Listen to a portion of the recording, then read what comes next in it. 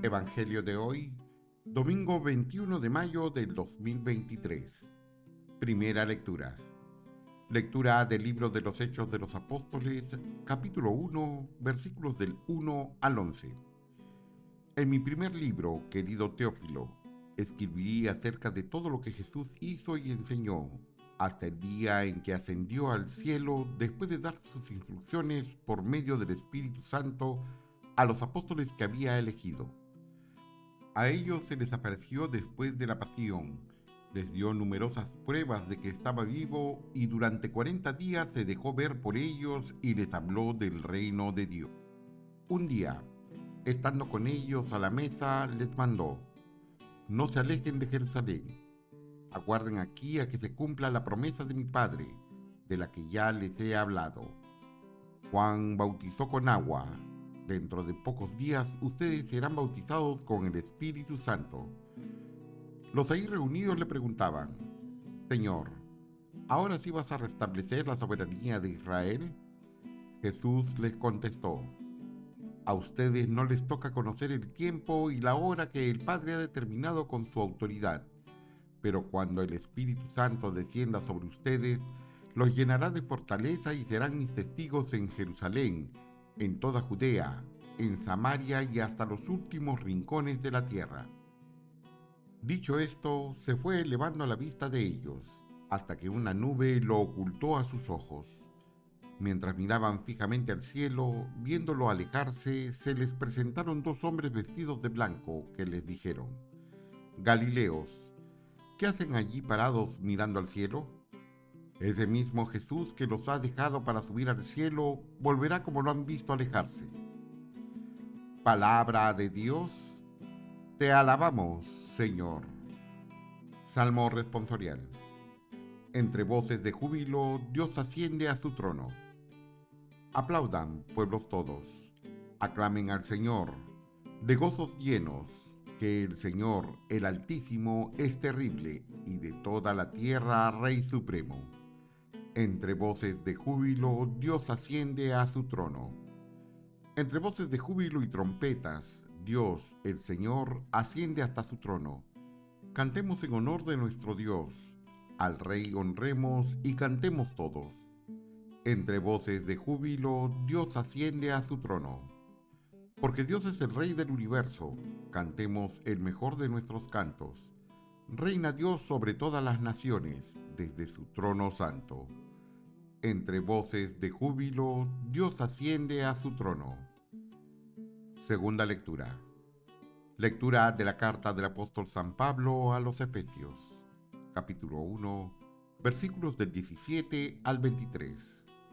Hermanos, pido al Dios de nuestro Señor Jesucristo, el Padre de la Gloria, que les conceda espíritu de sabiduría y de revelación para conocerlo.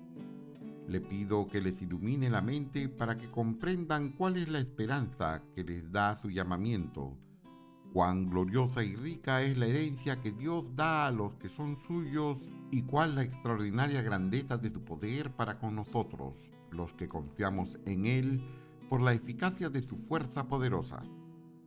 Con esta fuerza resucitó a Cristo de entre los muertos y lo hizo sentar a su derecha en el cielo, por encima de todos los ángeles, principados, potestades, virtudes y dominaciones, y por encima de cualquier persona, no solo del mundo actual, sino también del futuro.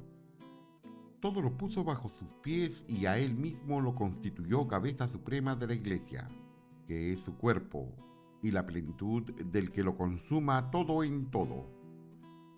Palabra de Dios, te alabamos, Señor.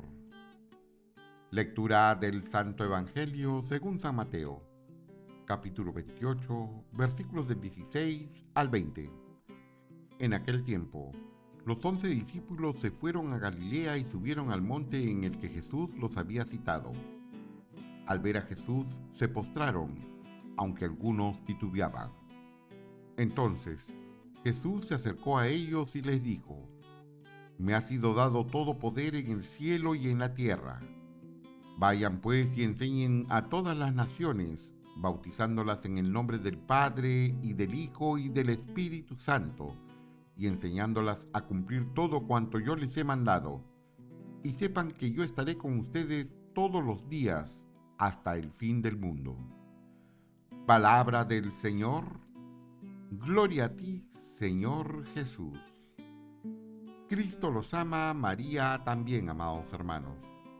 Estamos frente a las últimas líneas del Evangelio de San Mateo, con las que pone fin al testimonio que le fue encomendado escribir por inspiración divina y con la guía del Espíritu Santo. Llegó el día en que Jesús finalmente ascenderá al cielo. Todos van, sin embargo, algunos de ellos todavía dudan. Que nos sirva de consuelo cuando se nos presentan dudas, pero al mismo tiempo de estímulo para esforzarnos en creer, porque, tal como nos los ha venido repitiendo el Señor, esto es lo más importante. Creer es dar el paso fundamental y aunque leer los Evangelios y conocer a través de ellos a Jesucristo es importante, no es imprescindible el mismo grado de conocimiento que exige en otras circunstancias, porque creer es finalmente gracia de Dios. Esto quiere decir que Él tiene la potestad de suscitar esta fe en quien lo busca, más allá del conocimiento o de cualquier circunstancia que pudiéramos vivir. Y aquí es básico recordar esta promesa extraordinaria de Jesús de quedarse con nosotros hasta el fin del mundo. Claro, si no tenemos fe, sonará risible y estrambótica. Sin embargo, para los que tenemos fe, significa que Él está con nosotros allí donde posamos la vista e incluso nuestros pensamientos. Él está en cada molécula, en cada partícula de este mundo y, por supuesto, en cada uno de nosotros y especialmente en los más pobres, en los que más sufren. El Señor está en todo, pero necesita que reorientemos el universo hacia Él, hacia la salvación, lo que exige amarnos los unos a los otros, como Él nos ha amado. No es fácil y mucho menos cuando no hay fe, y por el contrario, encontramos una fuerza que camina en sentido contrario, promoviendo el egoísmo, el hedonismo, el poder, la riqueza, el orgullo, la soberbia, la mentira y la muerte, como el único medio para asegurar el bienestar temporal de los más fuertes, de los más ricos. El dinero es opuesto a Dios, porque propugna que todo se puede comprar y que tan solo depende de la cantidad de dinero que podamos ofrecer. La filosofía del dinero, sobre la cual se ha edificado este mundo, ha sido propiciada por el príncipe de las tinieblas y es obviamente contraria a la voluntad de Dios, quien nos ha creado para vivir eternamente, lo que solo es posible tal como nos lo enseña Jesús, si amamos a Dios por sobre todas las cosas y al prójimo como a nosotros mismos. A pesar de estas dudas, el Señor insiste en que creamos y lo manifestemos llevando su palabra a todo el mundo, bautizando y enseñando todo lo que nos ha mandado. Eso es lo que Él quiere y lo que espera de nosotros. No hay interpretación ni adaptación que valga. Eso es lo que tenemos que hacer. El Señor nos llama y nos conduce. Hay que dejarnos llevar. Es muy hermoso el testimonio que a este respecto nos ha dejado la hermana Claire, una joven que, llevando una vida disipada de un modo que parece increíble, recibió un día el llamado inconfundible del Señor, y aun cuando tenía todo para resistirse, incluso el apoyo de sus amistades y círculos más cercanos, no pudieron oponerse al llamado del Señor, que ya tenía trazado para ella un camino muy distinto y distante al que ella se había propuesto, para el cual parecía haber nacido. En medio de aparentes azares y malos entendidos, el Señor la puso en la circunstancia precisa para que escuchara su voz, la reconociera y no la pudiera dejar nunca.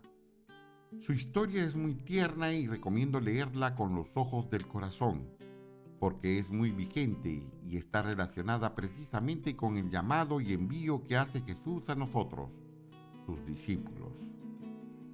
La hermana Claire tenía 32 años cuando falleció en el terremoto de Ecuador el 16 de abril pasado. Era muy joven y no tenía precisamente una larga trayectoria de fe o de estudios ecuménicos, por decir algo, sino que fue llamada, como ella misma dice, a lanzarse a los brazos del Padre, y lo hizo, cerrando los ojos y saltando confiadamente al vacío, porque sabía que Él la estaba esperando con los brazos abiertos. ¿Qué más podemos pedir? ¿Qué más podemos querer? Tenemos a nuestro lado por siempre, hasta el fin del mundo, a quien tiene todo el poder sobre el cielo y la tierra. Lo único que hace falta es que creamos. Eso es todo. Sin embargo, y a pesar de todas las evidencias, dudamos.